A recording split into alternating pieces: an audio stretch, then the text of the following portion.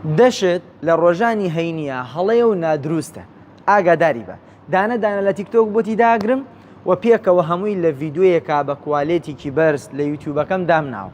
بڕۆسەری سەبسکرایبی کە هەر ڤیددیویەکی تایە هەمووی بیبە و لای خۆتا بڵاوی کەڕەوە با خەڵکی سوود دەرگرێ. یەکەمیان دواکەوتن و ئامادەنەبوونی پیاوان لە نوێژ و وتاری هەینی یەکێکە لە تاوانە هەرە گەورەکان ئیلا مەگەر عوزرێکی شەرعیتە بێ وەکو ئەوەی نەخۆش بی یاوەکو لە سەفەرابی و هەروەها چونکە جمعە و جەماعەت لەسەر پیاو واجبە و ئەگەر بێت و سێ جمعە بەسەر یەکەوە بێ ئەو مصیبەتەکە زۆر قورسەوێتەوە. پێغەمبەرمان صلی الله علیه وسلم لە فەرمودەی صحیحە فەرمێ خوای پەروەردگار مۆری غەفڵەت ئەدا لە دڵی و ناوت لە ڕێزی منافقەکان ئەنووسرێ. خوای گەورە پەنامان بە. دووەم معلومە لاتان لە ڕۆژانی هەینیە خوای گەورە لە سوڕەتی جومعەیە فەرمێ یا ئەیها الذین آمنوا ئیماندارە قسە لەگەڵ من و تۆکە ئیذا نودی للصلاة من یوم الجمعة ئەگەر لە ڕۆژانی هەینیە بانگ کریان بۆ نوێژ و وتاری هەینی بڕۆن ئامادەی بن فەسعوا إلى ذکر الله وذروا البيع دەست هەڵبگرن لە مارکێتە لە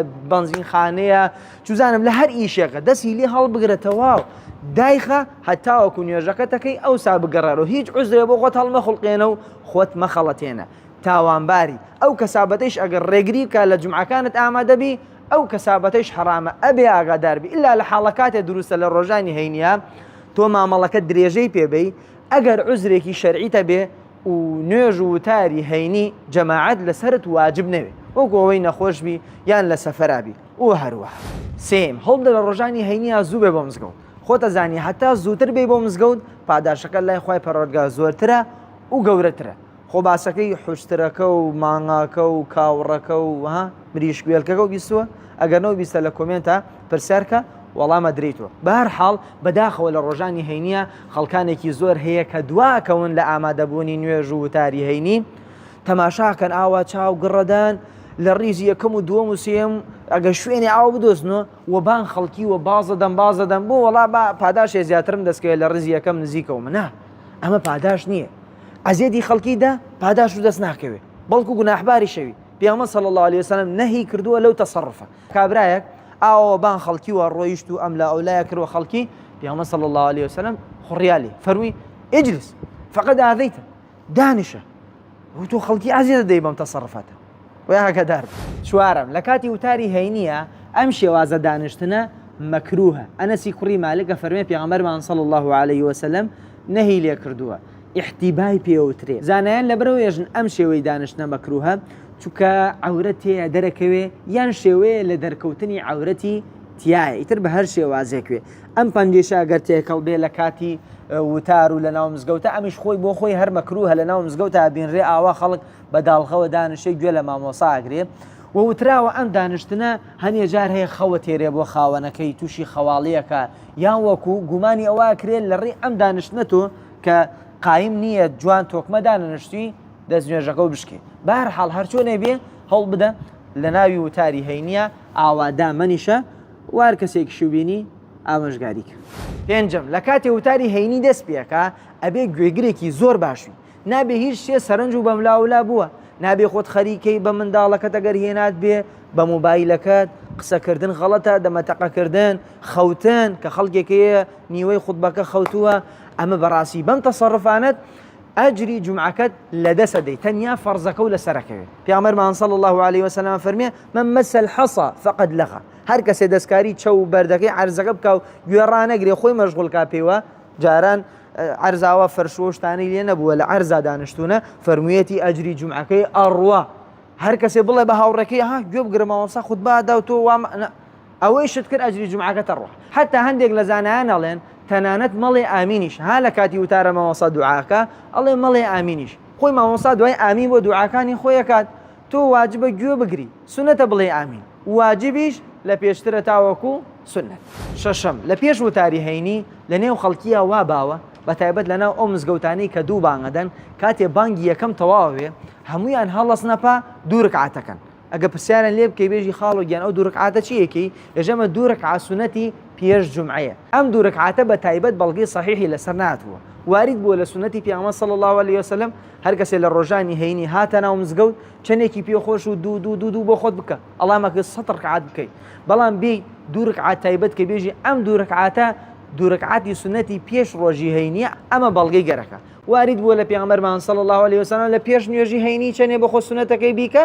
و لە دوای نوێژی هەینیش 4 رەکعات لە صحیحی مسلمە وارد بووە پێغەمبەر صلی الله عليه وسلم کردوێتی ئەمانە بەڵگەی لەسرە ئەو دوو رەکعاتە مادام بەڵگەی لەسەر نییە هەر ئاوا شوێنی خەڵکی مەکەوە حوتەم نەهی لەسەراتوە لە جومعە بێ یان لە غەیری جومعە بۆ مەبەستی جومعە و جەماعەت باز بدەی لە مزگەوتێ بۆ مزگەوتێکی تر پێغەمبەر صلی الله عليه وسلم فەرمێ ليصلي أحدكم في مسجده ولا يتتبع المساجد هر کەسێکتان با لە مزگەوتەکەی خۆی ئەوەی کە لای ماڵێتی لەوەیان نوێژ جومعە و جەماعەتکە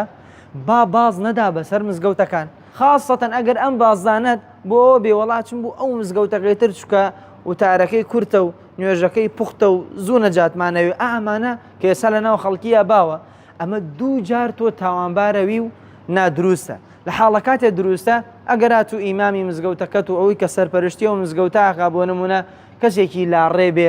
خوتبەی خۆش نەوێ بە هیچی زانستی ئەوەنە کەموێت فاتیحا و نوێژ و ئەوانەی بترسی کە خۆی گەورە لێتی قبول نەکە لەم حاڵەکاتە مادام ئەم بازدانت بۆ سوودێکی زیاترە ئینشاءڵڵا وەکو ئیمامی ابن قەیم ڕەحمەتی خوای لێ فەرموویەتی دروستە هەشتم دروست نییە لە ڕۆژانی هەینیە لە مزگەوتەکانە بە دەنگی بەرز قورئان بخوێنرێ یان قورئان لێ بدرێ زانایان ئەم کردەوەیان خستوتە چوارچێوەی بیدع پێغەمبەرمان صلی الله عليه وسلم فەرمێ لا يرفعن بعضكم بعضا بالقراءة لا يؤذين بعضكم بعضا لە کاتێک کە قورئان خوێنن با هەنێکتان دەنگ بەسەر هەنێکتانەوە بەرز نەکاتەوە با عەزیەتی نەدا لیتێک نەدا خۆتە زانی لە ڕۆژانی هەینیە هەنێک زگرەکە هەنێک دوعاکە هەنێک نوێژەکە هەنێک قورئانە خوێنێ کاتێک ئەو قورئانە بە دەنگی بەرز لێدرێ ڕەنگە هەندێکی زۆر کەم سوودی لێوەربگرن بەڵام زۆرینە گوێی بۆ ناگرن و سوودی لێوەرناگرن بەڵکو هەنێ جاریش ڕەنگە عیبادەتەکەیان لێ تێک بدە بۆیە باشتر وایە ڕابگیرێ نۆیەم یەکێکی تر لەو غەڵەتانەی لە نوێژی هەینیە بەداخەوە لە خەڵکیە بێنرێ زانی چییە ئەتێ بە زووی بۆ جومعە بەڵام جومعەکەی بۆ حسێونی چۆن ئەتێ بۆ مزگەوت چۆڵە حتا کاتێ وتاریش دەست پێکرێ چەند ڕیزێ لە دووەما ئەتوانێت بێتە ناو مزگەوت بەڵام نایەتە ناو مزگەوت لە ناو حەوشەی مزگەوت بۆ خۆی دانیشێ لە لای حەوزەکەیە یەکێکی گردە لەگەڵ خۆیان خەریک دەمەتەقەکردنە خەریک مۆبایلەکەیەتی بەتایبەت لە ناو چینی گەنجانە ئەمە بە ئاشکرا دیارە ئەمەش بەڕاستی غەڵەتە لە حاڵەکاتی ئەگەر مزگەوتەکە پڕ بوو ڕیز بە دوای ڕیز تۆ بکەویتە دەشتۆ لە حەوشەکەدا بنشی گوێ لە وتارەکە بگری ئینشاءڵڵا ئەجری جومعەکەت بۆ نووسرێ مادام ڕیز بە دوای ڕیز و پڕ بووە و چوونەتە حەوشە ئەمما ئەگەر بێت و مزگەوتەکە جێی هەبێ تۆ بۆ خۆت بڕێی لە حەوشەکە دابنشی و خەریکی ئەم باسانە بی ئەمە بەڕاستی تو ئامادەی جومعە نەبیتە و لەبەر ئەوەی حەوشەی مزگەوت هەنێ لە زانایان بە مزگەوتی حسێو ناکەن بۆیە بەم تەسەڕفەت تۆ ئەجری جومعەکەت ئەڕوە تەنیا فەرزەکە و لەسەرەکەوێ ئاگادار بە پێم و کۆتایی هەڵەیە و هەڵەیەکی زۆر گەورەیشە وتاربێژان وتاری هەینیان ئەوەنە دوور و درێژی بکەن بە ڕادەیەک خەڵکەکە بێزار بێ تاقەتی نەمێنێ گوێ بگرێ بخەوێ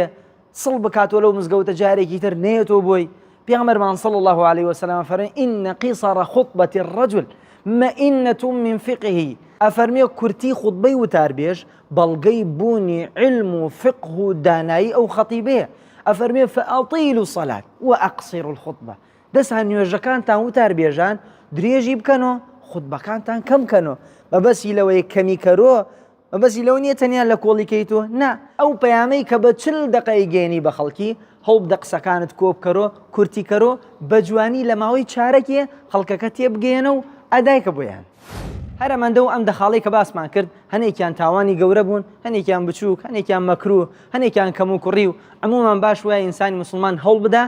لە کاتی وتار و نوێژی هەینیە خۆی لەم دەخاڵی کە باسمان کرد بە یەکجاری ڕزگارکە بۆ ئەوەی ئینشاءڵڵا عیبادەتێکی جوان ئەدا بکە خوای پەروەردگار بە تەواوی پاداشی بۆ بنووسێ. صلی الله وسلم على محمد وعلى آله وصحبه أجمعين والسلام عليكم.